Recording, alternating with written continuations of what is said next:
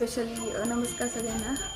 आत्ता मला जे टॉपिकवरती बोलायचं आहे हा विषय आता खूप सिरियस आहे.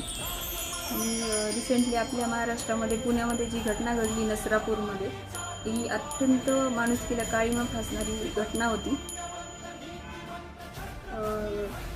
काही वय नव्हतं त्या मुलीचं, बिचारं छोटं बाळ होतं ते 4 वर्षाचं. आणि त्या नराधमाला म्हाताऱ्याला 65 वर्षाचा होता, त्याला लाज वाटली पाहिजे. एवढंही लहान बाळ असताना त्याला कशी दया आली नाही. तिचा फोटो बघून सुद्धा अक्षरशः किती निरागस बाळ होतं ते. असं कोणालाही इच्छा होणार नाही की असं काही करावं. त्यांनी ती हैवानियत दाखवली.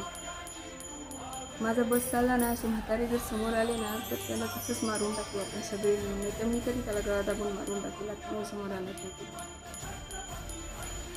तर विषय हाच आहे की मला आता ह्या क्षणी राजा छत्रपतींची आठवण येते, शिवाजी महाराजांची आठवण येते, जे की स्वराज्याचे रक्षण करता होते. आणि मला असं वाटते की खरोखरच आता शिवाजी महाराज ह्या पृथ्वीवरती परत एकदा त्यांनी जन्म घेतला पाहिजे.